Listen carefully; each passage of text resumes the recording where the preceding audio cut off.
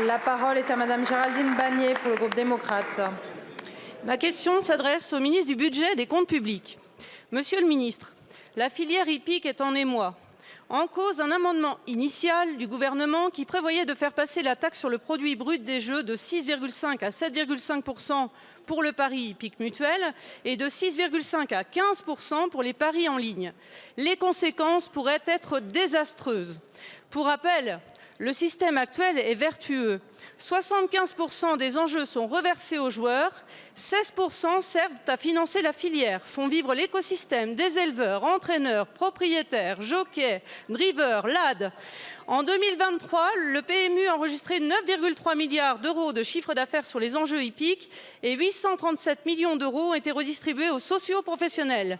La filière emploie, pour rappel, 70 000 personnes.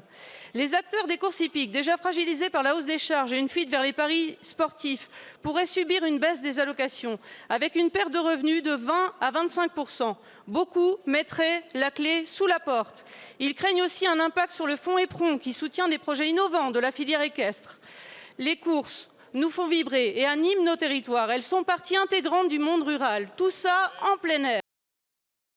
Hippodromes qui font rayonner la France, mais aussi toute une kyrielle de petits hippodromes qui attirent un public populaire, nombreux et pour tout dire heureux.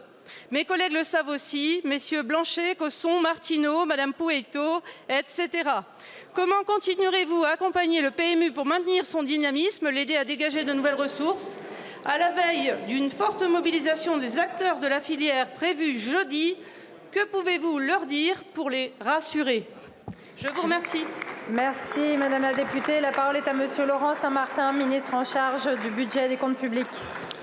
Merci Madame la Présidente, Mesdames et Messieurs les députés, Madame la députée Géraldine Bannier. Merci pour votre question qui me permet dans un premier temps de recontextualiser l'amendement du gouvernement que nous avons eu lors de l'examen du projet de loi de financement de la sécurité sociale. C'est un amendement effectivement qui permet d'harmoniser la fiscalité sur le produit brut des jeux.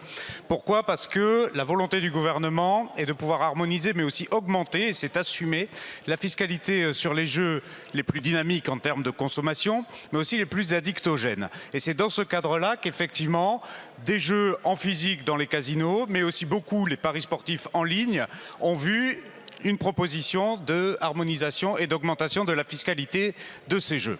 Une fois que nous avons dit cela, pour un certain nombre d'entre eux, il y a des filières, il y a une vie, il y a un quotidien d'un certain nombre de professionnels derrière, et vous avez eu tout à fait raison de le mentionner. C'est notamment le cas du PMU.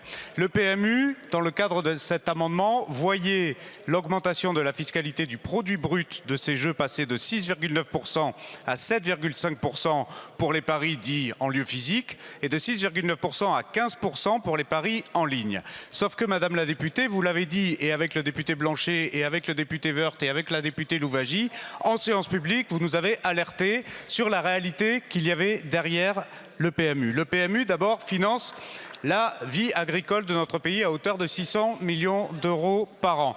Et cela, évidemment, permet aussi à la filière hippique de vivre. Cela permet la formation, notamment des métiers, cela permet la promotion de l'élevage, cela permet aussi l'amélioration des espèces et cela permet le développement des territoires. Et donc nous avons besoin de ces acteurs, nous avons besoin de la filière équine et nous voulons la protéger. C'est pourquoi nous avons donné un avis favorable au sous-amendement permettant de stabiliser la fiscalité à 7 % et pas au-delà, que ce soit pour les paris physiques ou les paris en ligne.